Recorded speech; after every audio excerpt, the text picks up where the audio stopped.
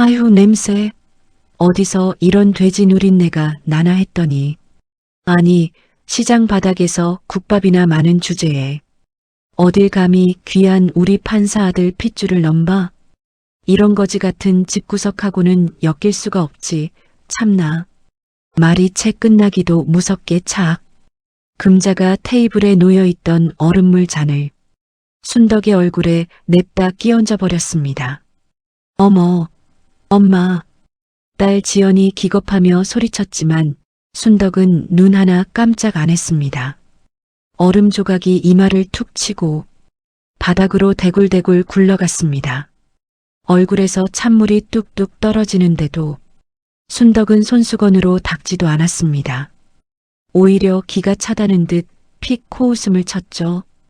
판사 아들, 그래, 아주 대단들 하시네. 순덕은 들고 온 낡은 시장 가방을 뒤적여 두툼하고 누런 서류 봉투 하나를 꺼냈습니다.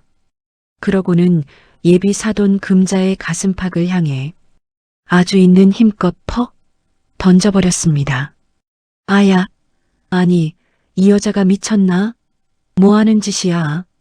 금자가 펄쩍 뛰며 질색을 했지만 바닥에 봉투가 터지며 종이들이 쫙 흩어졌습니다. 어디 그 잘난 두 눈으로 똑똑히 들여다봐. 금자가 인상을 팍 쓰며 종이를 집어들었습니다. 그런데 맨 아래 적힌 집주인 이름 석자, 소유자 강순덕. 그 이름을 읽은 순간 금자의 두 손이 사시나무 떨리듯 부들부들 떨리기 시작했습니다. 그건 다름 아닌 금자가 지금 유세 떨며 살고 있는 그 비싼 아파트의 집주인 서류였습니다. 아니, 이게 왜 당신 이름이? 금자의 턱이 덜덜 떨리며 얼굴이 하얗게 질렸습니다. 한 방울의 물이 훗날 어떤 태풍이 되어 돌아올지 그때 금자는 상상도 하지 못했습니다. 그날 뿌려진 물 한 잔의 대가는 10년이라는 세월로 되돌아옵니다. 사연 시작 전에 구독과 좋아요 함께 해주세요. 함께 하시는 모든 분들 가정에 축복 넘치시길 바라겠습니다. 강남 한복판의 한정식 집은 문을 들어서는 순간부터 사람 기를 죽이는 곳이었죠. 발레 파킹 요원 앞에 새하얀 외제차 한 대가 미끄러지듯 들어섰습니다. 차에서 내린 최민우가 지폐 몇 장을 요원의 가슴팍에 툭 던지듯 건넸어요. 조심해서 대. 흠집 하나라도 나면 자네 월급으론 감당 못하니까. 요원이 허리를 굽히는데도 민우는 쳐다보지도 않고 안으로 걸어 들어갔습니다. 같은 시각 그 화려한 건물의 후미진 화장실 한 칸, 강순덕이 몸에 걸치고 있던 값비싼 코트를 조용히 벗어 옷걸이에 걸었습니다. 그러곤 미리 가방에 넣어온 낡은 스웨터를 꺼내 머리부터 뒤집었었죠. 보풀이 잔뜩 일어난 옷소매를 매만지는 순덕의 얼굴엔 묘한 웃음기가 스쳤어요. 오늘 어떤 분들이신지 어디 한번 봐야지. 거울 속 자신을 보며 순덕이 나지막이 중얼거렸습니다. 시장 로고가 큼지막하게 박힌 에코백을 어깨에 걸치고 순덕은 방으로 향했어요. VVIP 룸 안엔 이미 최고급 실크 한복을 차려입은 이금자가 앉아 있었습니다. 문이 열리고 순덕과 지연이 들어서자 금자의 눈이 위아래로 훑고 지나갔죠.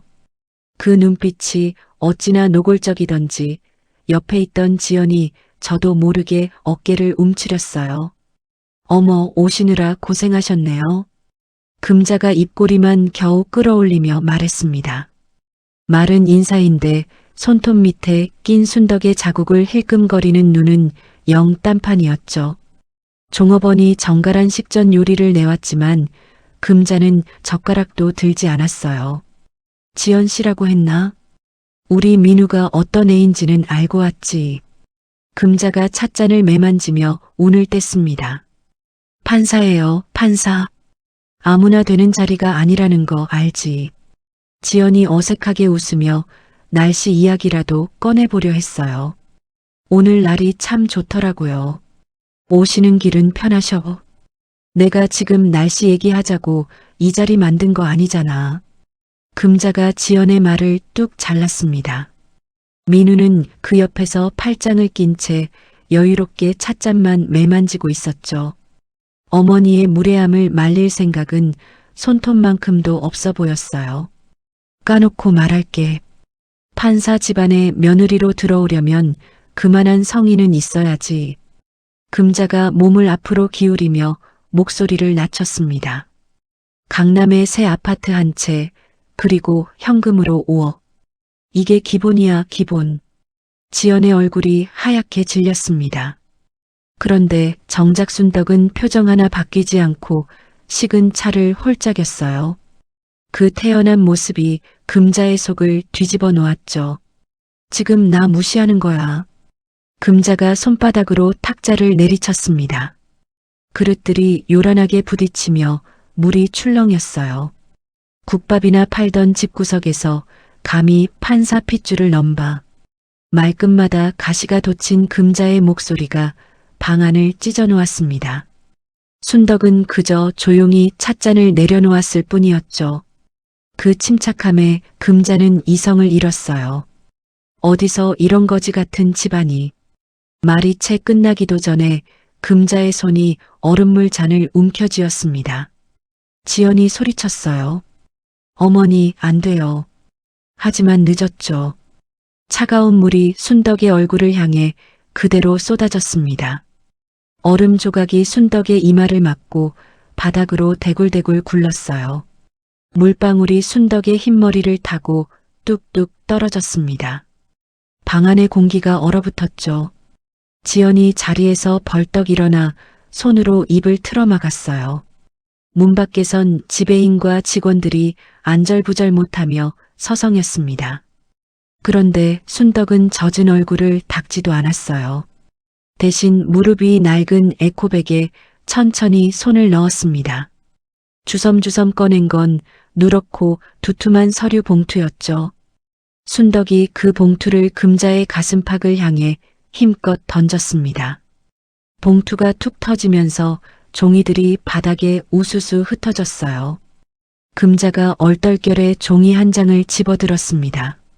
거기 적힌 글자를 읽어내려가던 금자의 손이 부들부들 떨리기 시작했죠. 그건 다름 아닌 금자 모자가 지금 살고 있는 그 비싼 아파트의 소유권 서류였어요. 맨 아래 주인 자리에 붉은 도장과 함께 이름 석자가 선명했습니다. 강순덕? 이게 무슨... 금자의 입술이 달싹였지만 말이 나오질 않았어요. 여유 부리던 민우의 얼굴도 순식간에 돌처럼 굳어버렸습니다. 순덕이 물이 뚝뚝 흐르는 얼굴로 천천히 일어섰어요. 방금 전까지 기세등등하던 금자를 내려다보는 그 눈빛이 서늘했죠. 지금 두 분이 사는 그 집. 순덕의 목소리는 낮았지만 방 안을 꽉 채웠습니다. 내 집이에요. 금자가 젖은 종이를 움켜쥔 채 사시나무처럼 떨었어요. 순덕은 품에서 종이 한 장을 더 꺼내 탁자 위에 툭 올려놓았습니다. 다음 주 금요일까지 방 빼요. 계약은 끝났으니까. 그러곤 지연의 손을 잡아 끌었죠. 가자, 지연아. 밥맛 다 떨어졌다. 두 사람이 미련 없이 방을 나서자 복도의 직원들이 길을 터주며 허리를 굽혔어요. 텅 빈 방 안엔 젖은 서류를 쥔 금자와 입술을 깨물어 피를 내는 민우만 남았습니다. 식어버린 요리 위로 정적만 무겁게 내려앉았죠. 집으로 돌아오는 차 안에서 지연이 조심스레 입을 열었어요. 엄마, 그 집이 진짜 엄마 거였어. 순덕이 앞유리를 바라보며 옅게 웃었습니다. 그것뿐이겠니? 천천히 알게 될 거야. 지연은 아무 말도 못하고 창밖만 바라봤어요. 익숙한 줄 알았던 어머니가 오늘따라 참 낯설게 느껴졌습니다. 그리고 순덕의 눈빛 어딘가엔 이미 시작된 무언가가 담겨 있었죠. 집으로 향하는 길, 강남의 밤은 유난히 화려하게 반짝였습니다. 상견례가 파탄 난 다음 날 아침이었죠. 아직 해도 제대로 뜨지 않은 8시 금잔의 아파트 현관이 요란하게 울렸습니다. 문을 열자 낯선 사내의 서넛이 서 있었어요. 법원에서 나왔습니다. 잠깐 들어가겠습니다. 금자가 눈을 비비며 물었죠. 이 새벽에 뭐라고? 여기가 어디라고 함부로. 사내들은 대답 대신 거실로 성큼성큼 들어갔습니다. 그러곤 소파며 텔레비전이며 반질반질한 가구마다 붉은 딱지를 척척 붙이기 시작했어요. 이게 무슨 짓이야? 이거 다 얼마짜린 줄 알아? 금자가 사내의 팔을 붙잡고 늘어졌습니다. 부인, 이 집도 가구도 부인 명의가 아니라서요. 손대지 마세요. 그때 말끔한 정장을 입은 여자 하나가 들어왔죠. 강순덕 쪽에서 보낸 변호사였습니다. 집을 비워달라는 서류하고 그동안 끼친 손해를 물어달라는 서류예요. 잘 읽어보세요. 두꺼운 종이 뭉치가 금자의 손에 쥐어졌어요. 금자는 그 자리에 털썩 주저앉고 말았습니다. 한편 밤새 잠 한숨 못 잔 민우는 눈이 벌겋게 충혈돼 있었죠. 법원 안에서 이것저것 뒤져본 결과가 영 심상치 않았거든요. 강순덕이라는 사람이 그냥 돈 좀 있는 노인네가 아니었어요. 이름만 대면 알만한 사람들과도 줄이 닿아 있는 진짜 큰 손이었습니다. 민우가 손톱을 잘근잘근 씹으며 중얼거렸어요. 이게 아닌데. 이러면 안 되는데. 밤새 계산기를 두드리던 민우의 얼굴이 싹 바뀌었죠. 다음 날 민우는 판사 체면이고 뭐고 다 내던졌습니다. 커다란 장미 꽃바구니를 안고 지연이 다니는 회사 앞에 나타났어요. 지연아, 우리 얘기 좀 하자. 어제 일은 다 오해야. 출근하던 지연이 걸음을 뚝 멈췄습니다. 주변 사람들의 시선이 쏟아졌지만 지연은 눈 하나 깜짝하지 않았어요. 오해. 지연이 코웃음을 쳤죠. 어머니가 우리 엄마 얼굴에 물 부은 게 오해야. 그건 어머니가 잠깐 흥분하셔서. 민우가 말을 잇기도 전에 지연이 꽃바구니를 손으로 밀쳐냈어요. 바구니가 쓰레기통 옆으로 나뒹굴었습니다. 됐어. 나 너 같은 사람이랑 결혼 안 해. 지연아, 진심이야. 내가 잘못했어. 우리 헤어져. 2번 다시 찾아오지 마. 지연은 엘리베이터에 올라타 그대로 문을 닫아버렸죠. 닫히는 문틈으로 민우의 일그러진 얼굴이 보였어요. 같은 시각 금자는 머리도 빗지 못한 몰골로 어딘가로 향하고 있었습니다. 발길이 닿은 곳은 순덕이 국밥을 파는 낡은 시장통 가게였어요. 문을 벌컥 열고 들어간 금자가 그대로 바닥에 무릎을 꿇었습니다. 사장님, 아니 형님, 제발 한 번만 봐주세요. 밥을 먹던 손님들이 놀라 숟가락을 멈췄죠. 금자가 순덕의 발치에 엎드려 이마를 바닥에 찧었습니다. 그 집에서 쫓겨나면 우린 갈 데가 없어요. 흑흑. 눈물까지 짜내며 통곡하는데 순덕은 뚝배기 닦던 손을 멈추지 않았어요. 보증금이요. 순덕이 무심하게 입을 열었습니다. 한 푼도 못 돌려줘요. 법대로 하세요. 형님, 우리가 언제 봤다고 이렇게까지. 우리가 언제 봤냐고. 순덕이 그제야 고개를 들었죠. 어제 내 얼굴에 물 부은 사람이 그런 말을 해. 금자의 얼굴이 벌겋게 달아올랐습니다. 수치심에 부들부들 떨던 금자가 자리에서 벌떡 일어났어요. 이 여자가 세입자한테 갑질을 해요. 세상에 이런 법이 어딨어. 시장이 떠나가라 악을 썼지만 돌아온 건 상인들의 싸늘한 눈초리였죠. 옆 가게 주인이 빗자루를 들고 나왔습니다. 어디서 행패야? 우리 순덕이 형님이 어떤 사람인 줄 알고. 누군가는 굵은 소금까지 한 줌 뿌렸어요. 어서 나가. 재수없게. 금자는 소금 세례를 맞으며 쫓기듯 시장을 빠져나갔습니다. 며칠 뒤 회사 앞에서 매달리던 민우가 방법을 바꿨어요. 지연이 아무리 밀어내도 소용이 없자 아주 치사한 마음을 먹은 거죠. 민우는 지연의 직장 상사인 부장을 은밀히 불러냈습니다. 값비싼 저녁을 대접하며 술잔을 채워줬어요. 부장님, 제가 부장님 회사에 도움될 일이 참 많거든요. 허허, 판사님이 그렇게 말씀하시니 이지연이라는 직원 하나만 좀 힘들게 해주십시오. 그거면 됩니다. 부장의 눈빛이 흔들렸지만 곧 고개를 끄덕였죠. 다음 날부터 지연에게 지옥이 시작됐습니다. 끝내지도 못할 일이 산더미처럼 쏟아졌어요. 이지연 씨, 이거 오늘 퇴근 전까지 다 해. 부장님, 이건 사흘은 걸리는 일인데요. 핑계 대지 말고 못하면 알아서 나가든가. 사소한 실수 하나에도 부장은 회의실에서 서류를 집어 던졌습니다. 이런 걸 일이라고 해온 거야. 정신머리를 어디다 두고 다녀. 동료들이 다 보는 앞에서 지연은 고개를 숙여야 했죠. 거기서 끝이 아니었어요. 민우가 손을 쓴 건지 별별 공무원들이 회사에 들이닥쳤습니다. 이것저것 캐묻고 서류를 뒤지느라 회사 일이 다 마비될 지경이었죠. 동료들 사이에선 수군거림이 돌기 시작했어요. 제 판사 남자친구랑 헤어져서 이 난리라며. 괜히 우리까지 피해보잖아. 휴게실에 지연이 들어가면 다들 입을 다물고 자리를 피했습니다. 투명 인간이 따로 없었죠. 무고한 동료들까지 힘들어하는 걸 보며 지연은 가슴이 미어졌어요. 결국 지연은 사직서를 내밀고 말았습니다.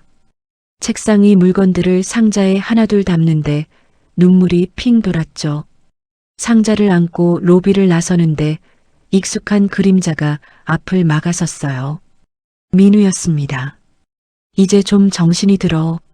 나한테 무릎 꿇고 빌면 다 원래대로 돌려줄게. 민우가 입꼬리를 비틀며 이죽거렸죠.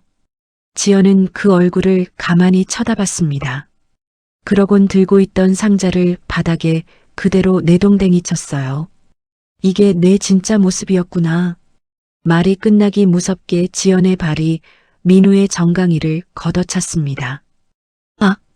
민우가 다리를 붙잡고 휘청이는 순간 지연의 손바닥이 민우의 뺨을 후려쳤어요. 짝 소리가 로비에 울렸죠. 2번 다시 내 앞에 나타나지 마. 지연은 뒤도 돌아보지 않고 걸어나갔습니다. 그 길로 지연은 엄마 국밥집으로 달려갔어요. 그동안 참아온 서름이 한꺼번에 터져나왔습니다. 엄마, 그 사람이 어떻게 나한테 이래. 순덕이 앞치마로 손을 닦으며 지연을 꼭 안아줬죠. 울지 마라, 우리 딸. 이제 엄마가 다 알아서 할 테니까. 지연을 다독이는 순덕의 눈빛이 서서히 차갑게 가라앉았어요. 그날 밤 순덕은 조용히 어디론가 전화를 걸었습니다. 오랜만이에요, 변호사님. 부탁할 게 좀 생겼어요. 낡은 국밥집 불빛 아래로 순덕의 낮은 목소리가 오래도록 이어졌죠. 순덕이 로펌 변호사에게 은밀히 조사를 맡긴 지 며칠 지난 늦은 밤이었어요. 장사를 끝내고 셔터를 반쯤 내린 국밥집 앞으로 다급한 발소리가 들렸습니다. 누군가 셔터를 쾅쾅 두드렸죠. 저기요. 문 좀 열어주세요. 급해요. 지연이 놀라 문을 여니 화려하게 차려입은 젊은 여자 하나가 뛰어들었어요. 숨을 헐떡이며 들어온 여자가 다짜고짜 사진 한 장을 내밀었습니다. 이지연 씨죠. 그리고 어머님도 여기 계시고. 순덕과 지연이 어리둥절해 하는데 여자가 자기소개를 했어요. 저 세희라고 해요. 밤이라는 사람이에요. 숨길 거 없이 말할게요. 세희가 손에 든 사진을 탁자 위에 탁 내려놓았습니다. 그건 병원에서 찍은 초음파 사진이었죠. 지연의 눈이 커졌어요. 이게 뭐예요? 최민우 아이예요. 지금 3개월이고요. 세희가 이번엔 휴대폰을 꺼내 무언가를 재생했습니다. 지지직거리는 잡음 사이로 익숙한 목소리가 흘러나왔어요. 민우였습니다. 세희야, 조금만 기다려. 그 국밥집 딸년이랑은 어차피 끝났어. 거지 같은 집안 주제에 판사 마누라 되겠다고 설쳐대는 꼴이라니. 내가 너한테 외제차 뽑아준다고 했지. 약속은 지킨다니까. 녹음이 흐르는 동안 지연의 얼굴이 하얗게 질려갔죠. 세상에. 지연이 탁자 모서리를 짚으며 휘청였어요. 그게 다가 아니었습니다. 세희가 목소리를 낮추며 폭탄을 하나 더 터뜨렸죠. 그 사람 판사인 척하면서 뒤로 도박판 봐주고 돈 받아요. 박 사장이라고 큰 도박장 운영하는 사람한테 정기적으로요. 단속 정보 미리 흘려주는 대가로 두둑하게 챙겨왔더라고요. 지연의 다리에서 힘이 쭉 빠졌습니다. 믿었던 사람의 밑바닥이 이렇게까지 더러울 줄은 몰랐던 거죠. 지연이 그 자리에 주저앉으려는 걸 순덕이 얼른 부축했어요. 지연아, 정신 차려. 이런 놈 때문에 쓰러지지 마. 순덕은 지연을 의자에 앉히고 세희를 똑바로 바라봤습니다. 세희 씨, 왜 나한테 이걸 다 얘기하는 거예요? 세희가 입술을 깨물었죠. 저도 버림받았거든요. 뱃속에 애까지 있는데 연락 뚝 끊겼어요. 그놈 벌 받게 하고 싶어요. 그것뿐이에요. 순덕이 고개를 천천히 끄덕였습니다. 좋아요. 세희 씨 안전은 내가 책임질게요. 사례도 섭섭지 않게 하고요. 그날 밤 세 여자의 그림자가 늦도록 국밥집을 떠나지 않았어요. 한편 다음 날 오후 민우의 사무실에도 폭풍이 몰아치고 있었죠. 비서가 말릴 새도 없이 험상궂은 사내 하나가 문을 밀치고 들어왔습니다. 도박장을 굴리는 박 사장이었어요. 어이, 판사나리. 요즘 검찰이 우리 판을 조여오던데. 박 사장이 서류 뭉치를 민우의 책상 위에 팽개쳤습니다. 이거 당장 무마시켜. 못하면 자네도 나랑 같이 죽는 거야. 민우가 자리에서 벌떡 일어났죠. 박 사장님, 지금 여기가 어디라고. 말이 끝나기도 전에 박 사장의 손이 민우의 멱살을 움켜쥐었어요. 어디긴 내 놈 무덤이지. 그동안 네가 받아 처먹은 돈, 도박빚, 내가 다 적어놨어. 이거 위에다 터뜨리면 내 인생 끝장이야. 알아. 민우의 얼굴이 사색이 됐습니다. 체면이고 뭐고 다리에 힘이 풀려 그대로 무릎을 꿇고 말았죠. 살려주세요. 방법을 찾아볼게요. 시간만 좀. 박 사장이 코웃음을 치며 손을 놓았어요. 3일 준다. 그 안에 못하면 알아서 해. 박 사장이 문을 쾅 닫고 나가자 민우는 한참을 바닥에 주저앉아 있었습니다. 손톱을 어찌나 물어뜯었는지 손끝에 피가 맺혔죠. 궁지에 몰린 쥐가 고양이를 무는 법이라던가요. 민우의 머릿속에 아주 악랄한 그림이 그려지기 시작했어요. 그래, 이지연. 네가 다 뒤집었으면 되겠네. 민우는 박 사장의 더러운 돈이 흘러간 길을 지연에게 씌우기로 했습니다. 지연이 다니던 회사를 이용해 서류를 조작하기 시작했죠. 밤새 컴퓨터 앞에 앉아 가짜 문서를 만들어내는 민우의 눈은 붉게 충혈됐어요. 그 무렵 쫓겨날 처지가 된 금자도 제정신이 아니었습니다. 낡은 외곽 빌라로 짐을 싸면서 이를 바득바득 갈았죠. 그 계집만 없으면 소송도 취하시킬 수 있을 텐데. 금자가 떠올린 방법은 상상을 넘어서는 것이었어요. 지연을 붙잡아다가 억지로 소송을 취하한다는 종이에 손도장을 찍게 할 셈이었죠. 돈을 주고 험한이라는 사람들을 불러 모았습니다. 그날 밤 야근을 마치고 집으로 걸어가던 지연의 앞을 승합차 한 대가 막아섰어요. 건장한 사내 둘이 내려 지연의 양팔을 붙잡았습니다. 뭐예요? 나요. 지연이 발버둥 치며 소리를 질렀죠. 조용히 해. 잠깐이면 끝나. 사내들이 지연을 차 뒷좌석으로 밀어 넣으려는 순간이었어요. 골목 어귀에서 헤드라이트 불빛이 확 켜졌습니다. 검은 차 한 대가 굉음을 내며 달려와 승합차 앞을 거칠게 가로막았죠. 문이 열리고 키가 큰 사내 하나가 성큼성큼 걸어 나왔어요. 그 손 안 놔. 낮고 단단한 목소리였습니다. 사내들이 주춤하는 사이 그가 순식간에 달려들어 한 명을 제압했죠. 눈 깜짝할 새에 두 사내가 바닥에 뻗어버렸어요. 경찰 불렀으니까 딴 생각 마. 멀리서 사이렌 소리가 울리며 경찰차가 도착했습니다. 험한 사내들이 그대로 붙잡혀갔죠. 바닥에 주저앉아 떨고 있던 지연에게 그 사내가 손을 내밀었어요. 지연이 고개를 들어 얼굴을 확인하곤 눈을 크게 떴습니다. 선배 도윤 선배. 대학 시절 억울한 누명을 썼던 지연을 유일하게 믿어줬던 사람이었죠.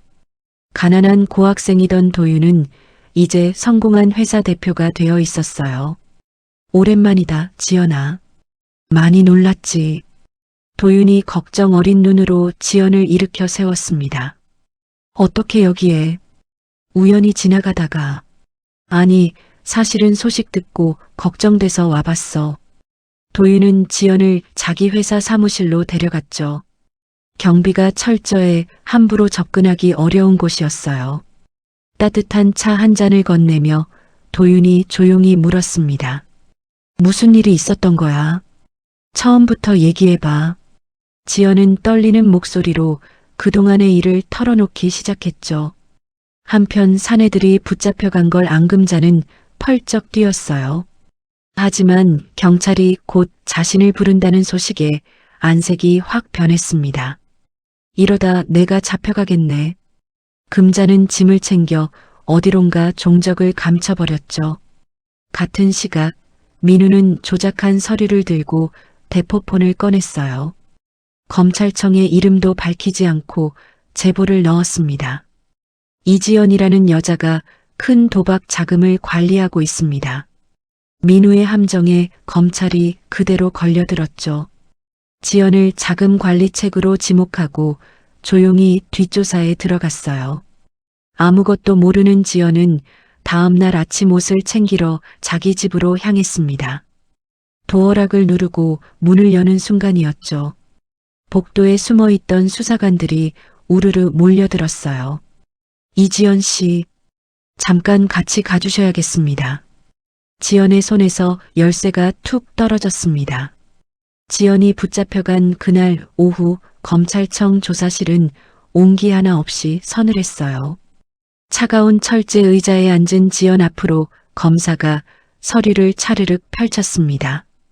이지연 씨, 이거 다 당신이 만진 서류예요. 발뺌할 생각 마요. 민우가 밤새 짜깁기한 가짜 문서들이 책상을 가득 메웠죠. 지연이 떨리는 목소리로 입을 열었어요. 저는 이런 거 만진 적도 없어요. 이건 최민우가 꾸민 거예요. 검사가 콧방귀를 뀌었습니다. 헤어진 남자친구한테 죄를 뒤집어 씌우겠다. 그 수법 아주 뻔하네요. 진짜예요. 그 사람이 도박판이랑 얽혀 있다니까요. 증거 있어요. 없죠. 그럼 조용히 하세요. 지연이 아무리 결백을 외쳐도 검사는 들으려 하지 않았어요. 자정이 넘도록 이어진 조사에 지연은 완전히 지쳐버렸습니다. 결국 유치장 차가운 벽에 기대 앉아 입술을 깨물었죠. 내가 뭘 그렇게 잘못했다고. 대체 왜? 억울함에 몸이 부들부들 떨렸어요. 소식을 들은 순떡은 새벽같이 달려왔습니다. 이번엔 시장 옷이 아니었죠. 이름만 대면 알만한 로펌의 변호사들을 줄줄이 데리고 나타났어요. 우리 딸 당장 풀어줘요. 이건 명백한 함정이에요. 순덕이 검찰청 로비에서 수사 책임자를 향해 목소리를 높였습니다. 어머님, 절차대로 진행 중입니다. 절차? 애먼 사람 잡아다 놓고 무슨 절차를 논해요. 순덕의 서술에 책임자도 쉽게 대꾸를 못했죠. 한편 유치장 밖에선 도윤이 발이 닳도록 뛰어다니고 있었어요. 지연이 잡혀갔다는 소식을 듣자마자 회사에 실력 있는 직원들을 다 불러 모았습니다. 이 사건 처음부터 냄새가 났어. 반드시 파헤친다. 도윤이 이를 악물고 말했죠. 도윤의 회사는 컴퓨터 보안을 다루는 곳이었어요. 지연이 다녔던 회사의 대표를 찾아가 정식으로 협조를 구했습니다. 버려진 서버라도 좋습니다. 접속한 기록만 살려주면 됩니다. 전 직장 대표도 억울한 직원 얘기에 흔쾌히 고개를 끄덕였죠. 도윤의 팀이 밤을 새워 지워진 기록들을 하나둘 되살려냈어요. 며칠간 모니터 앞을 떠나지 않던 도윤의 눈이 어느 순간 번쩍 뜨였습니다. 찾았다. 밖에서 몰래 들어와 서류를 조작한 흔적이 고스란히 남아 있었죠. 그 흔적을 따라가 보니 놀라운 사실이 드러났어요. 조작에 쓰인 컴퓨터가 다름 아닌 법원 안 민우의 사무실 것이었습니다. 그럼 그렇지. 이 나쁜 놈. 도윤이 주먹을 불끈 쥐었죠. 그 사이 순덕도 가만히 있지 않았어요. 박 사장 밑에서 언제 잘려나갈지 몰라 불안해하던 부하 하나가 있었거든요. 순덕이 그를 조용히 불러들였습니다. 당신 안전은 내가 지켜줄게요. 새 삶을 살 돈도 마련해주고요. 부하는 잠시 망설이다 결심한 듯 봉투 하나를 꺼냈어요. 지하 주차장에서 박 사장이 민우에게 돈 상자를 건네는 장면이 담긴 영상이었죠. 화질이 어찌나 선명하던지 두 사람의 얼굴이 또렷했습니다. 이거면 되겠죠. 부하의 목소리가 떨렸어요. 순덕이 그 손을 꼭 잡아줬습니다. 고마워요. 당신 덕에 억울한 사람 하나 살아요. 순덕이 확보한 건 그 영상만이 아니었죠. 며칠 전 국밥집을 찾아온 세희가 건넨 녹음 파일도 함께였어요. 민우가 도박판을 봐주고 돈을 받아왔다는 그 생생한 목소리가 담긴 것이었습니다. 순덕이 변호사 앞에 그 파일을 내놓았죠. 이것도 같이 넘겨요. 그 입으로 직접 떠든 거니까요. 변호사가 파일을 듣더니 고개를 끄덕였어요. 이거면 최민우가 도박이랑 얽혔다는 걸 발뺌 못합니다. 세희의 제보가 헛되지 않은 순간이었죠. 순덕은 세희에게 따로 전화를 걸었습니다. 세희 씨 덕분에 큰 힘이 됐어요. 약속한 건 반드시 지킬게요. 수화기 너머로 세희의 젖은 목소리가 들려왔어요. 고맙습니다. 저는 그 사람 벌 받는 것만 보면 돼요. 도윤이 찾아낸 컴퓨터 기록과 순덕이 확보한 영상, 그리고 세희의 녹음까지 세 개의 증거가 변호사들 손을 거쳐 곧장 검찰로 넘어갔죠. 결정적인 증거를 마주한 검찰 윗선의 얼굴이 하얗게 질렸어요. 이게 사실이면 우리가 완전히 노란한 거잖아. 민우가 판을 짜놓고 지연을 미끼로 던졌다는 게 드러난 순간이었습니다.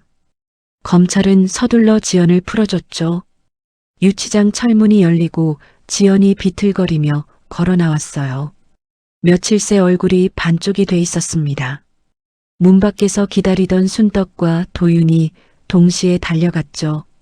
지연아. 순덕이 따뜻한 담요로 딸을 감쌌어요. 엄마, 나 진짜 무서웠어. 지연이 순덕의 품에 안겨 참았던 울음을 터뜨렸습니다. 도윤도 곁에서 지연의 어깨를 다독였죠. 이제 괜찮아. 다 끝났어. 내가 있잖아. 지연이 고개를 들어 도윤을 바라봤어요. 그 눈빛에 오래 잊고 있던 무언가가 스쳤습니다. 하지만 순덕과 도윤은 여기서 멈출 생각이 없었죠. 방어만에서는 저런 인간들 버릇을 못 고친다는 걸 잘 알았거든요. 두 사람은 큰 신문사의 기자를 직접 찾아갔어요. 이 이야기 세상에 알려야 합니다. 순서대로 다 준비해뒀어요. 기자의 눈이 반짝였습니다. 한편 도윤은 일상으로 돌아온 지연에게 손을 내밀었죠. 지연아, 우리 회사에서 같이 일해보지 않을래? 내가 뭘 할 수 있겠어. 이런 꼴을 당하고 네가 예전부터 하고 싶어 했던 그 옷사업. 내가 밀어줄게. 지연이 눈을 동그랗게 떴어요. 환경을 생각하는 옷을 만들고 싶다던 건 지연의 오랜 꿈이었습니다. 진심이야, 선배. 당연하지. 넌 충분히 잘할 사람이야. 지연은 상처를 딛고 다시 일어서기로 마음먹었죠. 낮이고 밤이고 원단을 고르고 그림을 그리며 매달렸어요. 죽어있던 눈빛에 조금씩 생기가 돌아왔습니다. 도윤은 늦게까지 남아 일하는 지연 책상에 조용히 샌드위치를 올려두곤 했죠. 끼니 거르지 마. 몸 상해. 고마워, 선배. 선배 없었으면 나 진작 무너졌을 거야. 무너지긴. 넌 원래 강한 사람이야. 두 사람 사이에 말없이 단단한 무언가가 쌓여갔어요. 순덕도 뒤에서 조용히 힘을 보탰습니다. 딸의 옷이 백화점에 들어갈 수 있도록 여기저기 손을 써두었죠. 물론 지연에게는 티도 내지 않았어요. 그렇게 모두가 새로운 내일을 준비하던 어느 저녁이었습니다. 민우는 자기 발밑에 불이 붙은 줄도 모르고 있었죠. 부장판사로 승진한다며 화려한 술집에서 축하잔을 기울이고 있었어요. 자, 이 최민우가 드디어 한 계단 더 올라간다. 마셔. 숨어 지내던 금자도 아들 승진 소식에 슬그머니 고개를 들었습니다. 여관방을 나와 미용실부터 찾았죠. 다시 사모님 소리 듣고 살아야지. 그래야지. 거울 앞에서 머리를 매만지며 흐뭇해했어요. 같은 시각 텅 빈 옷가게에서 지연과 도윤은 마지막 준비를 마쳤습니다. 마네킹에 옷을 입히고 나란히 서서 서로를 다독였죠. 드디어 내일이네. 떨려, 선배. 떨 것 없어. 넌 이미 다 이겨냈잖아. 지연이 도윤의 손을 마주 잡았어요. 이제 어떤 일이 와도 도망 안 칠 거야. 정면으로 맞설래. 도윤이 조용히 고개를 끄덕이곤 휴대폰을 꺼냈습니다. 기자에게 보내기로 한 모든 증거가 담긴 파일이었죠. 도윤의 손가락이 전송 버튼 위에서 잠시 멈췄어요. 그러곤 망설임 없이 꾹 눌렀습니다. 다음 날 아침 8시 전국의 신문과 인터넷 첫 화면이 발칵 뒤집혔죠. 잘 나가던 판사의 검은 뒷거래와 조작된 수사. 굵직한 글씨의 기사가 온 세상에 쫙 퍼져나갔어요. 기사가 터진 그날 아침 지연의 옷가게 앞은 완전히 딴 세상이었어요. 환경을 생각하는 옷이라며 세상에 첫 선을 보이는 날. 기자들과 옷 만드는 사람들로 발 디딜 틈이 없었죠. 지연이 새하얀 정장을 입고 단상 위로 걸어 나왔습니다. 다시 태어난다는 뜻을 담은 옷이었어요. 저는 한때 모든 걸 잃었다고 생각했습니다. 지연의 목소리가 조금 떨렸지만 이내 또렷해졌죠. 하지만 무너진 자리에서 다시 일어섰어요. 이 옷들처럼요. 지연의 말이 끝나자 울의 같은 박수가 쏟아졌습니다. 카메라 불빛이 사방에서 번쩍였어요. 단상 맨 앞자리에서 도윤이 벅찬 눈으로 지연을 올려다봤죠. 뒤편에 조용히 앉은 순덕은 손수건으로 눈가를 찍었습니다. 우리 딸이 저렇게 컸구나. 행사가 끝나기 무섭게 주문이 폭주했어요. 백화점에서 매장을 내달라는 제안이 줄을 이었죠. 첫날부터 옷이 동나는 진풍경이 벌어졌습니다. 그런데 같은 시각 법원 로비는 아수라장이었어요. 민우의 비리를 취재하려는 기자들이 새까맣게 몰려들었죠. 출근하던 민우가 마이크에 둘러싸였습니다. 판사님, 도박장에서 돈 받은 거 사실입니까? 수사를 조작했다는데 한 말씀 하시죠. 민우가 마이크를 거칠게 밀쳐냈어요. 비켜. 다 헛소리야. 비키라고. 당황한 기색을 숨기지 못한 채 도망치듯 안으로 뛰어들어갔죠. 하지만 아니라고 편할 리 없었습니다. 평소 살갑게 굴던 동료 판사들이 벌레 보듯 고개를 돌렸어요. 어이, 최 판사. 나 좀 봅시다. 말을 걸어보려 했지만 사람들은 문을 쾅 닫아버렸습니다. 민우는 그제야 자기가 완전히 혼자가 됐다는 걸 깨달았죠. 한편 미용실에서 머리를 말고 있던 금자도 날벼락을 맞았어요. 벽에 걸린 텔레비전에서 아들 이름이 흘러나왔거든요. 거기다 자기가 사람을 시켜 며느리감을 붙잡으려 했던 일까지 터졌습니다. 어머, 저 아줌마 지금 수배 중인 사람 아니야. 미용사가 수군대는 소리에 금자의 손이 덜덜 떨렸죠. 미용 가운을 걸친 채로 금자는 뒷문으로 내달렸어요. 머리는 반만 만 채 꼴이 말이 아니었습니다. 민우는 곧 판사 자리에서 쫓겨났죠. 검찰에 불려다니며 강도 높은 조사를 받게 됐어요. 그동안 민우가 주물렀던 사건들도 전부 다시 들여다보기로 했습니다.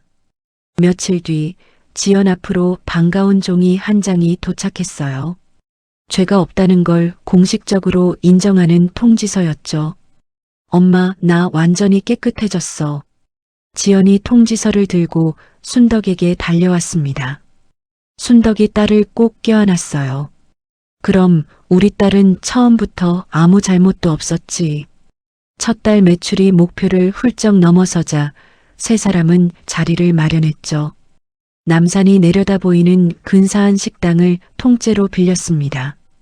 잔잔한 음악이 흐르는 가운데 식사가 무르익어 갔어요.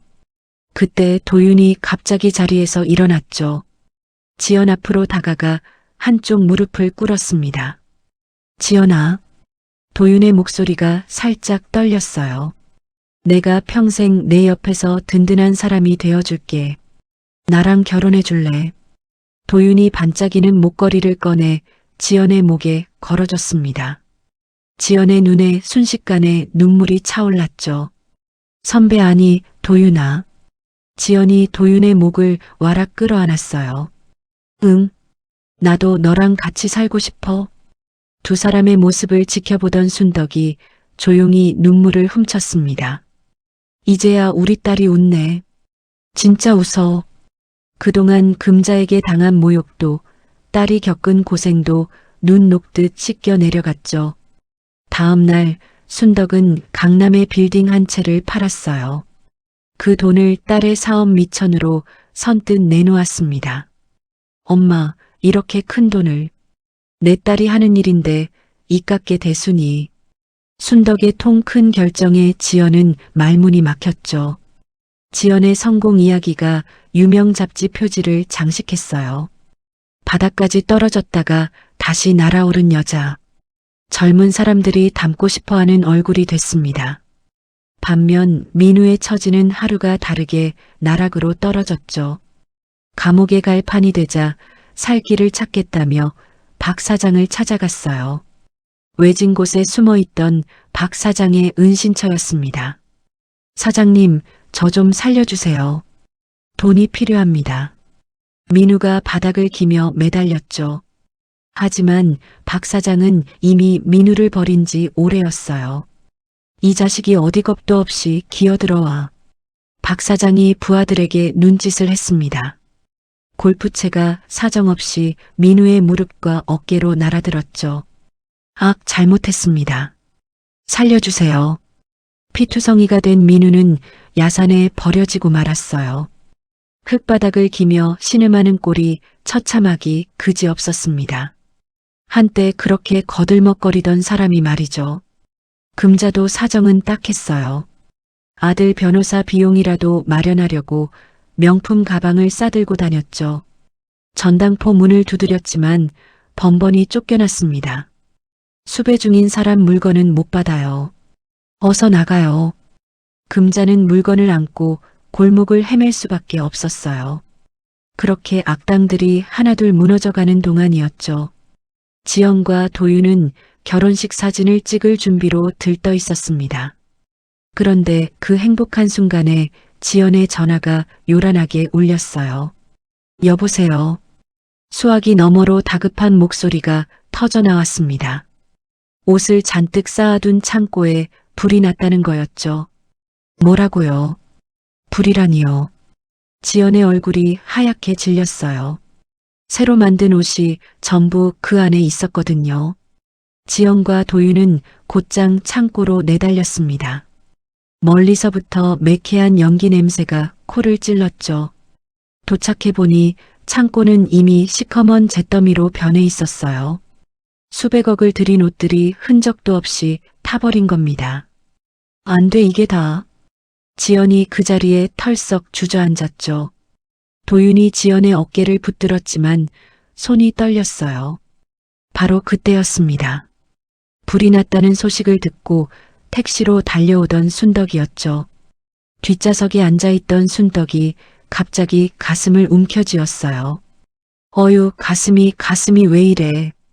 숨이 턱턱 막히는지 순덕의 얼굴이 하얗게 변해갔습니다. 기사님, 저 좀 병원. 말을 채 끝맺지 못하고 순덕이 스르르 의식을 잃었죠. 택시 안 순덕의 몸이 힘없이 옆으로 기울어졌어요. 요란한 사이렌 소리와 함께 순덕을 실은 구급차가 병원으로 내달렸어요. 응급실로 옮겨진 순덕은 심장이 크게 탈이 났다는 진단을 받았죠. 곧바로 중환자실로 들어가 산소줄에 의지한 채 힘겹게 숨을 쉬었습니다. 유리창 너머로 그 모습을 지켜보던 지연은 다리에 힘이 풀렸어요. 엄마 안 돼. 지연이 유리에 손을 대고 그 자리에 주저앉았죠. 도윤이 얼른 지연의 어깨를 감싸 안았습니다. 지연아, 정신 차려. 어머님 강한 분이시잖아. 불이 나서 나 때문에 엄마가. 지연이 흐느끼며 자책했어요. 도윤이 지연의 얼굴을 두 손으로 감쌌습니다. 내 잘못 아니야. 절대 내 탓 아니야. 그 무렵 창고 화재를 살펴본 경찰이 뜻밖의 사실을 알아냈죠. 누군가 일부러 불이 잘 붙는 기름을 뿌리고 성냥을 그었다는 거예요. 명백한 방화였습니다. 창고 근처 골목의 흐릿한 화면을 몇 번이고 돌려봤죠. 모자를 푹 눌러 쓴 채 빈 기름통을 버리는 사람이 찍혀 있었어요. 굽은 등, 낯익은 실루엣. 바로 금자였습니다. 궁지에 몰린 민우가 도망칠 돈이 필요했던 거죠. 어머니를 시켜 창고에 불을 지르게 한 겁니다. 불이 나면 큰 돈이 나온다는 걸 노린 악랄한 짓이었어요. 민우는 그것도 모자라 아직 법조계에 남은 썩은 선배들을 협박했죠. 경찰이 이 사건을 빨리 파헤치지 못하도록 손을 썼습니다. 증거를 없앨 시간을 벌려는 속셈이었어요. 거기다 지연을 시기하던 다른 옷 회사들까지 달려들었죠. 불이 났으니 약속한 옷을 못 주게 됐다며 물어내라고 소송을 걸었습니다. 한꺼번에 빚더미에 올라앉은 지연의 회사는 통장까지 꽁꽁 묶여버렸어요. 이러다 회사 문 닫는 거 아니에요. 불안해진 직원들이 하나둘 짐을 싸기 시작했죠. 민우는 여기서 멈추지 않았습니다. 인터넷에 아주 못된 소문을 퍼뜨렸어요. 이지연이 회사 장부 감추려고 제 손으로 불 질렀다더라. 말도 안 되는 거짓말이 삽시간에 퍼져나갔죠. 사람들의 마음이 순식간에 등을 돌렸습니다. 옷을 사지 말자는 움직임까지 일어났어요. 매장 앞에는 환불해달라는 손님들이 줄을 섰죠. 돈 내놔요. 이런 회사 물건 못 써. 가장 든든한 방패였던 어머니마저 쓰러진 상황. 지연은 걷잡을 수 없는 두려움에 휩싸였어요. 정신을 차려보니 회사 건물 옥상에 올라와 있었습니다. 찬바람을 맞으며 멍하니 허공을 바라봤죠. 지연아. 뒤에서 다급한 목소리가 들렸어요. 도윤이 숨을 헐떡이며 옥상으로 뛰어 올라왔습니다. 여기서 뭐해? 위험하게. 도윤이 지연을 뒤에서 끌어안았죠. 도윤아, 나 이제 어떻게 해야 할지 모르겠어. 지연의 목소리가 바람에 흩어졌어요. 엄마도 쓰러지고 회사도 망하고 사람들도 다 등을 돌리고. 도윤이 지연을 돌려세워 눈을 맞췄습니다. 내 회사 지분 전부, 내 재산 전부 은행에 맡길 거야. 뭐라고? 그건 안 돼. 선배가 평생 일군 건데. 너보다 소중한 건 없어. 내가 무슨 수를 써서든 돈 구해올게. 도윤의 눈빛이 흔들림 없이 단단했죠. 지연은 그 눈을 바라보다 정신이 번쩍 들었어요. 자기 하나 살리겠다고 모든 걸 거는 사람 앞에서였습니다. 아니야. 나도 싸울래. 도망 안 쳐. 지연이 주먹을 꽉 쥐었죠. 입술을 어찌나 깨물었는지 피가 배어 나왔어요. 지연은 그날부터 직접 발로 뛰기 시작했습니다. 불이 난 창고 근처 고물상이며 폐차장을 이잡듯 뒤졌죠. 혹시 남은 화면이 있을까 싶어서였어요. 주차 관리인에게 사례금을 두둑이 쥐어주고 부탁도 했습니다. 골목 구석에 세워둔 차 있죠. 그 안에 기록 좀 봅시다. 지연의 끈질긴 발품 끝에 결정적인 것이 걸려들었어요. 사각지대에 세워진 차 안에 화재 순간이 고스란히 남아 있었던 거죠. 한편 도윤의 회사 사람들도 손을 놓지 않았습니다. 민우가 거짓 소문을 퍼뜨린 흔적을 끈질기게 쫓았어요. 컴퓨터를 타고 들어가 마침내 위치를 잡아냈죠. 경기도 외곽에 버려진 공장이었습니다. 민우가 그곳에 숨어 있다는 게 드러난 겁니다. 그날 밤 중환자실에선 또 한 번 소동이 일었어요. 순덕의 심장이 갑자기 멎어버린 거죠. 의사와 간호사들이 달려들어 필사적으로 매달렸습니다. 심장이 다시 뛰어야 하는데 조금만 더. 한참을 씨름한 끝에 순덕의 맥박이 기적처럼 돌아왔어요. 가슴을 졸이던 지연이 그제야 숨을 내쉬었죠. 지연은 중환자실에 들어가 어머니의 손을 꼭 잡았습니다. 앙상해진 손이 얼음장처럼 차가웠어요. 엄마, 나 이번엔 꼭 이길게. 그놈들 다 죗값 치르게 할게. 지연의 목소리에 힘이 실렸죠. 집으로 돌아온 지연은 순덕의 낡은 다이어리를 펼쳤습니다. 빛바랜 뒷장에 깨알 같은 이름과 전화번호가 빼곡했어요. 예전에 순덕이 어려운 처지에서 구해줬던 사람들이었죠. 신문사 높은 사람, 큰 변호사, 정치하는 사람들. 지연은 떨리는 손을 진정시키며 하나씩 번호를 눌렀습니다. 안녕하세요. 강순덕 딸 이지연이라고 합니다. 우리 엄마가 예전에 도움 주셨다고 들었어요. 이번엔 제가 부탁드릴 게 있어요. 지연은 조작된 수사를 바로잡아달라고 조목조목 호소했죠. 순덕에게 은혜를 입은 사람들이 팔을 걷어붙였어요. 여기저기서 목소리를 내기 시작했습니다. 썩은 판사를 감싸는 게 말이 되냐며 압박이 쏟아졌죠. 거대한 힘 앞에 경찰도 더는 사건을 덮을 수 없었어요. 마침내 특별한 경찰 인력이 민우의 은신처로 출동했습니다. 칠흑같이 어두운 밤이었죠. 버려진 공장 주위를 무장한 경찰들이 겹겹이 에워쌌어요. 같은 시각 금자가 숨어 지내던 싸구려 여관. 건장한 형사들이 출입구를 막고 계단을 뛰어 올랐죠. 공장 안에서 미랑 브로커에게 줄 가짜 돈을 세던 민우. 창문이 와장창 깨지며 경찰들이 들이닥쳤습니다. 동시에 여관방 문도 형사들의 발길질에 벌컥 열렸어요. 두 곳에서 그물이 한꺼번에 조여드는 순간이었죠. 가짜 돈을 세던 민우는 순식간에 바닥에 엎드려졌어요. 차가운 쇠고랑이 손목을 파고들었죠. 이거 나. 내가 누군 줄 알고. 나 판사야. 판사는 무슨. 조용히 하고 일어나. 경찰이 민우를 거칠게 끌어세웠습니다. 여관방에서 찬밥을 씹던 금자도 신세가 다르지 않았어요. 불을 지르고 사람까지 붙잡으라 시킨 죄로 붙잡혔죠. 난 아무것도 안 했어. 나 줘. 이거 놓으라고. 금자가 형사의 바짓가랑이를 붙들고 늘어졌습니다. 하지만 소용없었어요. 지연이 부른 큰 로펌 변호사들이 앞장서자 상황이 확 달라졌죠. 다른 옷 회사들이 걸었던 억지 소송은 줄줄이 내던져졌습니다. 꽁꽁 묶였던 회사 통장도 다시 풀렸어요. 드디어 첫 재판이 열리는 날이었죠. 지연이 발이 닳도록 뛰어 찾아낸 화면이 큰 화면에 나타났습니다.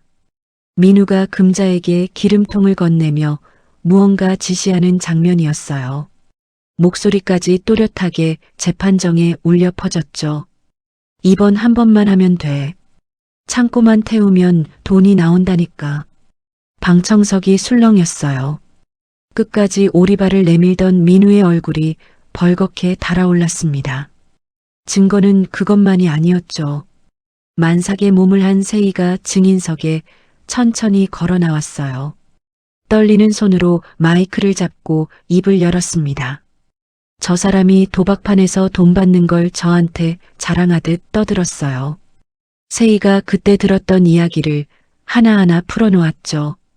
거지 같은 집안이라며 이지연 씨를 조롱하기도 했고요. 방청석이 다시 웅성거렸어요. 민우가 세희를 향해 이를 갈았습니다. 너까지 나서는 거야. 당신이 버린 게 나 하나뿐인 줄 알아. 이 아이한테 부끄럽지도 않아. 세희가 배를 감싸며 또박또박 받아쳤죠. 민우는 아무 말도 못하고 고개를 떨궜어요. 그때 뜻밖의 사람이 또 증인석에 나타났습니다. 바로 박 사장이었죠. 저 사람한테 그동안 얼마를 갖다 바쳤는지 다 말하겠소. 박 사장이 민우가 받아 챙긴 돈을 하나하나 까발렸어요. 민우의 눈이 뒤집혔습니다. 이 배신자야. 너도 같이 죽자는 거야. 시끄러워. 네가 먼저 날 팔아먹으려 했잖아. 민우는 완전히 넋이 나가 피고인석에 털썩 주저앉았죠. 신문과 방송은 이 이야기를 앞다투어 다뤘어요. 판사였던 아들과 그 어머니가 벌인 끔찍한 짓. 사람들의 분노가 하늘을 찔렀습니다. 이제 세상 인심은 완전히 지연 쪽으로 돌아섰죠. 며칠 뒤 병원에서 반가운 소식이 날아왔어요. 순덕이 기적처럼 눈을 뜬 거죠. 산소줄을 떼고 일반 병실로 옮겨졌습니다. 엄마. 지연이 병실 문을 열고 달려갔어요. 순덕이 힘없는 손으로 딸의 손을 꼭 잡았죠. 우리 딸, 고생 많았지. 이 엄마가 미안하다. 미안하긴. 엄마 살아줘서 정말 고마워. 곁에 있던 도윤도 순덕의 손을 맞잡았습니다. 어머님 다시 일어나 주셔서 감사합니다. 순덕이 옅게 웃으며 세 사람의 손을 포겠죠. 몸을 추스른 순덕은 곧바로 팔을 걷어붙였어요. 불에 타버린 창고 자리를 아예 사들였습니다. 이번엔 불에 강한 설비를 갖춘 2배는 큰 공장을 짓기로 했죠. 이왕 이렇게 된 거 더 크게 가졌구나.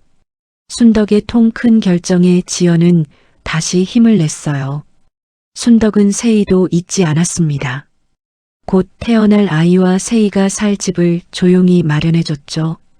세희 씨, 이제 그 사람 그늘에서 벗어나 새로 시작해요. 이 은혜를 어떻게 갚아야 할지. 세희가 눈물을 글썽였어요. 갚긴요. 용기 내준 것만으로 충분해요. 순덕이 세희의 손을 따뜻하게 어루만졌죠. 도윤의 앞선 기술과 지연의 감각이 만났어요. 불길을 이겨냈다는 뜻을 담은 새 옷을 세상에 내놓았습니다. 인터넷에 올라오자마자 순식간에 다 팔려버렸죠. 사람들은 지연의 이야기에 아낌없는 응원을 보냈어요. 바닥까지 떨어졌다가 다시 일어선 회사. 어느새 옷 만드는 회사들 중 으뜸으로 올라섰습니다. 한편 지연이 감옥 면회실을 찾았어요. 죄수복을 입은 민우가 유리 너머에 앉아 있었죠. 한때 그렇게 잘 나가던 사람이 뼈만 앙상하게 남아 있었습니다. 지연은 얼음장처럼 차가운 얼굴로 그를 내려다봤어요. 민우가 유리의 얼굴을 비비며 애원했죠. 지연아, 내가 잠깐 미쳤었어. 제발 탄원서 한 장만 써줘. 콧물까지 흘리며 매달리는 꼴이 참 비굴했습니다. 지연은 아무 말도 하지 않았어요. 대신 종이 몇 장을 유리에 대고 보여줬죠. 불이 나서 회사가 망할 뻔했던 서류. 어머니가 죽음의 문턱까지 갔던 진단서였습니다. 민우가 그걸 보고 입을 다물었어요. 지연은 미련 없이 수화기를 내려놓고 등을 돌렸습니다. 잘 지내. 거기서. 그게 지연이 남긴 마지막 말이었죠. 드디어 마지막 판결이 내려지는 날이 왔어요. 판사가 무거운 목소리로 입을 열었습니다. 죄질이 매우 나쁘다. 반성의 기미도 보이지 않는다. 민우에게 징역 15년이라는 무거운 벌이 내려졌죠. 받아 챙긴 돈도 모조리 토해내야 했어요. 금자 역시 징역 10년을 선고받았습니다. 지방의 여자 교도소로 끌려가며 발버둥 쳤죠. 안 돼. 우리 아들은 어떡하라고. 나 줘. 모자는 그렇게 세상과 완전히 격리됐어요. 법원 밖으로 나온 순덕과 지연은 서로를 부둥켜 안았습니다. 참았던 눈물이 왈칵 쏟아졌죠. 엄마, 드디어 끝났어. 진짜 끝났어. 그래, 이제 다 지나갔다. 우리 딸. 기나긴 악연의 고리가 마침내 끊어진 순간이었어요. 모든 일이 정리된 뒤 순덕은 국밥집 자리를 사들였습니다. 싹 고쳐서 3층짜리 건물을 올렸죠. 형편이 어려운 이웃들에게 공짜로 밥을 나눠주는 곳으로 바꿨어요.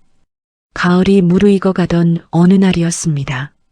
지연과 도윤은 화려한 예식장 대신 특별한 곳을 골랐죠. 두 사람이 처음 만났던 대학 잔디밭이었어요. 지연은 손수 지은 하얀 옷을 입고 걸어 들어갔습니다. 순덕이 직접 엮어준 들꽃 화관을 머리에 얹은 채였죠. 도윤이 하객들 앞에서 서약 대신 마음을 담은 글을 읽었어요. 내가 평생 지연이의 방패가 되겠습니다. 박수가 잔디밭을 가득 메웠습니다. 멀찍이 하객석 한편엔 아기를 품에 안은 세희도 앉아 있었죠. 세희가 지연을 향해 조용히 고개를 숙여 보였어요. 지연도 그 마음을 알아채고 따뜻한 눈길을 보냈습니다. 순덕은 가장 행복해 보이는 딸의 모습을 눈에 담았죠. 지난 고생이 훈장처럼 느껴지는 순간이었어요. 하객들이 색색의 풍선을 하늘로 날려보냈습니다. 지연과 도윤이 쏟아지는 꽃가루 속에서 입을 맞췄죠. 끔찍했던 상처가 그렇게 완전히 씻겨 내려갔어요. 맑고 푸른 가을 하늘 위로 비행기 한 대가 긴 자국을 남기며 지나갔습니다. 세 사람은 고단했던 싸움을 끝내고 평온한 하루로 돌아왔죠. 10년이라는 세월이 흘렀어요. 살을 애는 겨울, 서울역 광장 한 구석이었죠. 칼바람 속에서 언종이 상자를 줍는 늙은 노숙자 하나가 있었습니다. 헝클어진 흰머리의 때에 전 얼굴, 동상 걸린 손가락, 입김을 호호 불며 상자를 뒤지는 이 사람. 다름 아닌 감옥에서 10년을 꽉 채우고 나온 금자였어요. 갈 곳도 없이 거리로 내몰린 처지였죠.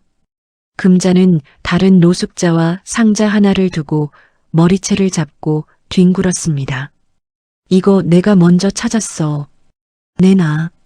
무슨 소리야? 저리 가. 한바탕 싸움 끝에 상자를 빼앗기고 절뚝거리며 밀려났어요. 명동 뒷골목을 걷던 금자가 문득 걸음을 멈췄죠. 커다란 건물 벽에 걸린 큰 화면 앞이었습니다. 거기 낯익은 얼굴이 환하게 웃고 있었어요. 세계적인 옷회사 대표가 된 이지연이었죠.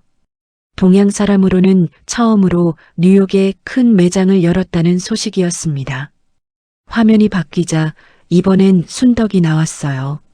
전 재산을 좋은 일에 내놓은 공로로 대통령한테 상을 받는 모습이었죠. 기품 있는 미소가 눈부셨습니다.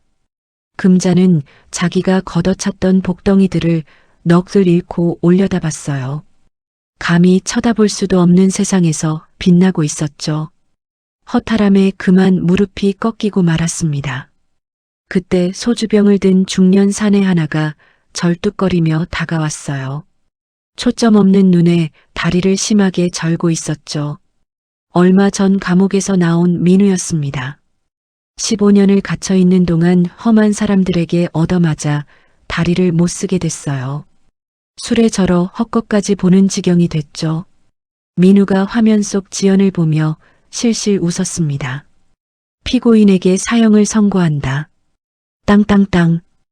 허공에다 대고 판결문을 읽는 신용을 했어요. 아직도 자기가 대단한 판사인 줄 아는 거죠. 금자는 폐인이 된 아들과 화면 속 모녀를 번갈아 봤습니다. 가슴을 치며 차가운 눈밭에 주저앉아 통곡했어요. 내가 무슨 짓을 한 거야. 흑흑. 크리스마스 노래가 흐르는 명동의 화려한 불빛. 오열하는 두 사람의 초라한 등 위로 무심히 쏟아졌죠. 같은 시각 한남동의 따뜻한 저택 거실이었어요. 커다란 트리 아래에서 두 아이가 선물을 풀며 까르르 웃었습니다. 엄마, 이거 내가 갖고 싶던 거야. 할머니, 이것 봐요. 예쁘죠? 머리가 희끗해진 순덕이 정성껏 차린 밥상을 내왔어요. 아이들의 머리를 쓰다듬으며 환하게 웃었죠. 많이 먹어라, 우리 강아지들. 중년의 티가 나는 도윤이 아내의 어깨를 다정하게 감쌌습니다. 벽난로 불길을 쬐며 세상 다 가진 얼굴이었어요. 지연아, 우리 참 잘 살아왔지. 응, 다 당신 덕분이야. 창밖으로 한방눈이 펑펑 쏟아지기 시작했죠. 네 식구가 창가에 옹기종기 모여 야경을 바라봤습니다. 지연이 서재에서 낡은 다이어리 하나를 꺼내왔어요. 10년 전 그 끔찍했던 일들이 적힌 어머니의 다이어리였죠. 지연은 그걸 벽난로 불길 속으로 던져 넣었습니다. 이제 다 태워버릴래. 지긋지긋한 옛날. 타오르는 불꽃 속에서 오래된 글씨가 붉은 재로 사라졌어요. 넓은 거실엔 가족들의 온기만 가득 찼죠. 다음 날 이른 아침이었습니다. 눈이 소복이 쌓인 거리를 뚫고 세 사람이 나섰어요. 변함없이 운영하는 무료 급식소로 출근하는 길이었죠. 앞치마를 두른 순덕이 큰 가마솥 앞에 섰습니다. 김이 모락모락 나는 뜨끈한 국밥을 뚝배기에 퍼담았어요. 어서 와요. 추운데 이거 먹고 몸 좀 녹여요. 얼어붙은 사람들이 순덕의 국밥 한 그릇에 몸을 녹였죠. 끝이 보이지 않게 늘어선 줄이었습니다. 그 줄 어딘가에 목도리로 얼굴을 칭칭 감은 사람이 하나 있었어요. 고개를 푹 숙인 채 배식판을 든 손이 부들부들 떨렸죠. 바로 금자였습니다. 자기에게 밥을 퍼주는 사람이 순덕인 줄도 몰랐어요. 구석에 쪼그려 앉아 부르튼 손을 녹이며 허겁지겁 먹었죠. 국물 한 방울까지 아까운 듯 그릇을 싹싹 비웠습니다. 국자를 젓던 순덕의 시선이 잠시 그 뒷모습에 머물렀어요. 짐승처럼 밥을 삼키는 구분 등 순덕은 단번에 알아봤습니다. 10년 전 자기 얼굴에 물을 끼얹었던 그 사람이었죠. 그런데 순덕은 놀라지도 화를 내지도 않았어요. 그저 묵묵히 시선을 거뒀습니다. 고개를 돌려 배식을 돕는 딸과 눈을 맞췄죠. 지연도 어머니를 보며 잔잔하게 웃었어요. 순덕의 얼굴엔 진한 원한조차 다 내려놓은 평온함이 어려 있었습니다. 10년이라는 세월이 만든 두 개의 겨울. 한쪽은 천국이었고 한쪽은 지옥이었죠. 진짜 이기는 게 무엇인지 순덕은 온몸으로 보여주고 있었어요. 남을 짓밟는 게 아니라 묵묵히 베푸는 것. 그것이 순덕이 찾은 답이었습니다. 가마솥에서 피어오르는 하얀 김이 급식소 안을 포근하게 채웠죠. 추위에 언 사람들의 얼굴에 하나둘 화색이 돌았어요. 순덕은 오늘도 변함없이 국자를 저었습니다. 지연의 첫째 딸이 중학교에 들어가던 눈부신 3월의 봄날이었어요. 순덕이 훌쩍 자란 손녀의 손을 잡고 강남의 고급 한정식 집 문을 열었죠. 묵직한 나무 문이 부드럽게 밀려났습니다. 바로 그곳이었어요. 10여 년 전 얼음물 벼락을 맞고 등기부등본으로 되받아쳤던 그 방. 파혼을 선언했던 바로 그 자리였죠. 하지만 오늘은 옛 원한을 떠올리러 온 게 아니었습니다.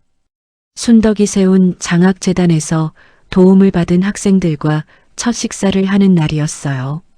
곱게 한복을 차려입은 순덕이 이제는 재력을 감출 필요도 없었죠. 재단 이사장의 인자한 모습으로 아이들을 맞이했습니다. 어서들 와요. 오늘 마음껏 먹어요. 곧이어 지연과 도윤도 선물을 한 알을 안고 들어왔어요. 어려운 형편에도 좋은 대학에 붙은 학생들의 어깨를 두드려줬죠. 고생 많았어. 정말 대견하다. 방 안에 웃음꽃이 활짝 피었습니다. 한편 그 시각 주방 뒷골목은 분위기가 사뭇 달랐어요. 젊은 지배인이 늙은 종업원을 향해 신경질을 부리고 있었죠. 이 접시 이거 다시 닦아요. 이런 걸 손님상에 올려. 구분 등에 앙상한 손목으로 걸레질하던 종업원. 무료 급식소 근처를 떠돌다 겨우 하루벌이 설거지 일을 얻은 사람이었습니다. 바로 금자였어요. 지배인의 구박에 덜덜 떨리는 손으로 무거운 쟁반을 받아들었죠. 뜨거운 냄비가 담긴 쟁반이었습니다. 고개를 푹 숙인 채 금자는 무거운 발걸음을 옮겼어요. 향한 곳은 하필 그 방이었죠. 금자가 조심스레 문을 열고 들어가 냄비를 내려놓으려는 순간이었습니다. 낡은 무릎에 힘이 쭉 빠졌어요. 그만 반짝이는 물잔을 쳐버리고 말았죠. 쨍그랑. 날카로운 소리와 함께 얼음물이 바닥에 쏟아졌습니다. 금자가 사색이 되어 식탁 밑으로 엎드렸어요. 맨손으로 깨진 유리를 주섬주섬 줍기 시작했죠. 죄송합니다. 죄송합니다. 제가 다 치울게요. 깨진 유리에 손가락이 베어 붉은 피가 뚝뚝 떨어졌습니다. 그런데도 금자는 아픈 줄도 모르고 연신 머리를 조아렸어요. 바닥을 기던 금자의 눈길이 문득 한 곳에 멈췄죠. 맞은편에 앉은 사람의 고운 치맛자락이었습니다. 금자가 천천히 고개를 들었어요. 거기 기품 있게 앉아있는 순덕이 있었죠. 그 옆엔 세련된 대표의 모습을 한 지연이 있었습니다. 금자의 입에서 숨이 턱 막혀 나왔어요. 10년 전 자기가 오만하게 물을 끼얹었던 순덕. 이제는 자기가 물을 엎지르고 바닥에 유리를 줍고 있었죠. 기막힌 운명의 장난 앞에 금자의 몸이 사시나무처럼 떨렸습니다. 수치심에 얼굴이 벌겋게 달아올랐어요. 소란을 듣고 지배인이 뛰어들어왔죠. 이 여편니가 당장 그만두게 할 테니 나와. 지배인이 금자의 멱살을 잡고 끌어내려 했습니다. 금자가 지배인의 다리를 붙잡고 매달렸어요. 제발요. 오늘 일당만은 받게 해주세요. 이거라도 있어야 살아요. 바닥을 기며 애원하는 꼴이 처참했죠. 지연은 그 모습을 가만히 내려다봤습니다. 한때 그렇게 표독스럽던 예비 시어머니였어요. 벌레처럼 바닥을 기며 살려달라 비는 모습. 지연의 얼굴엔 눈물 한 방울, 동정 한 조각도 없었죠. 그저 서늘한 표정으로 지켜볼 뿐이었습니다. 그때 순덕이 조용히 손을 들어 올렸어요. 그만하세요. 낮지만 방 안을 꽉 채우는 목소리였죠. 지배인의 손이 우뚝 멈췄습니다. 순덕은 화를 내지도 꼴 좋다며 비웃지도 않았어요. 가죽 지갑에서 수표 몇 장을 꺼냈죠. 피가 흐르는 금자의 더러운 손에 그것을 쥐어줬습니다. 그러곤 냅킨을 집어 직접 피를 닦아 눌러줬어요. 다쳤으니 이 돈으로 병원부터 가요. 이제 그만 돌아가고요. 순덕의 목소리엔 낮고 평온한 위엄이 서려 있었죠. 금자가 수표를 움켜쥔 채 짐승처럼 울음을 터뜨렸습니다. 흑흑. 감히 순덕의 눈을 똑바로 쳐다보지도 못했어요. 바닥을 기다시피 뒷걸음질 치며 도망치듯 방을 빠져나갔죠. 복도로 나온 금자가 굳게 닫힌 나무 문을 돌아봤습니다. 한때 자기가 세상의 주인인 양 거만하게 앉았던 그 방이었어요. 금자는 가슴을 쥐어뜯으며 처절하게 통곡했죠. 식당 뒷문 쓰레기장 옆으로 쫓기듯 밀려나는 동안이었습니다. 방 안에서는 아이들의 밝은 웃음소리가 끊이지 않았어요. 할머니, 이 갈비 진짜 맛있어요. 순덕이 손녀의 밥그릇에 살을 발라낸 고기를 올려줬죠. 많이 먹어라. 세상에서 제일 센 힘이 뭔지 아니. 손녀가 고개를 갸웃했어요. 돈이 많은 거요. 아니야. 남을 짓밟는 게 아니라 품어주는 넉넉함이란다. 순덕이 따뜻하게 웃으며 손녀의 머리를 쓰다듬었습니다. 풍성한 식사를 마친 가족들이 밖으로 나섰죠. 봄꽃이 만개한 거리를 걸었어요. 그 어느 때보다 가볍고 환한 발걸음이었습니다. 거대한 건물 화면에는 지연의 회사 소식이 흐르고 있었죠. 환경을 지키는 회사로 세계에서 큰 상을 받았다는 자랑스러운 뉴스였어요. 웅장한 음악까지 함께였습니다. 지연과 도윤이 굳게 맞잡은 손을 흔들며 앞서 걸었죠. 뒤에서 그 모습을 바라보던 순덕이었어요. 10년의 모진 비바람을 견디고 활짝 핀 벚꽃 같았습니다. 순덕의 얼굴에 눈부시게 환한 미소가 번졌죠. 봄바람에 벚꽃잎이 눈처럼 흩날렸어요. 세 사람의 뒷모습 위로 따스한 햇살이 포근하게 내려앉았습니다. 10년이라는 긴 세월이 흘렀습니다. 한때 얼음물을 끼얹으며 거지라 비웃던 사람은 이제 남의 그릇을 닦으며 하루를 겨우 버티는 신세가 되었고 그 물벼락을 말없이 견뎌낸 사람은 세상에서 가장 따뜻한 국밥을 나누는 사람이 되었습니다. 순덕은 끝내 금자에게 손찌검 한번 하지 않았습니다. 피 흐르는 손에 치료비를 쥐어주고 조용히 등을 돌렸을 뿐이죠. 어쩌면 진짜 복수란 상대를 짓밟는 것이 아니라 내가 더 반듯하게 잘 사는 모습을 보여주는 것인지도 모릅니다. 돈이 많다고 사람을 함부로 대하고 지위가 높다고 남을 깔보던 이들의 끝이 어떠했는지 우리는 똑똑히 보았습니다. 반대로 묵묵히 자기 자리를 지키며 베풀 줄 알았던 이들에게는 세월이 가장 눈부신 보상을 안겨주었죠. 혹시 지금 억울한 일을 겪고 계신 분이 있다면 부디 오늘 이야기가 작은 위로가 되었으면 합니다.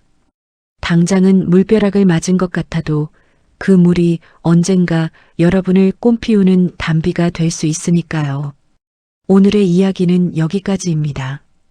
여러분은 지금 어디에서 이 이야기를 듣고 계신가요? 이야기를 끝까지 함께 해주셨다면 댓글에 듣고 계신 지역과 잘 들었어요. 로 여러분의 흔적을 남겨주세요. 아직 구독하지 않으셨다면 구독 버튼도 잊지 마시고요. 저는 다음 사연으로 다시 찾아뵙겠습니다. 감사합니다.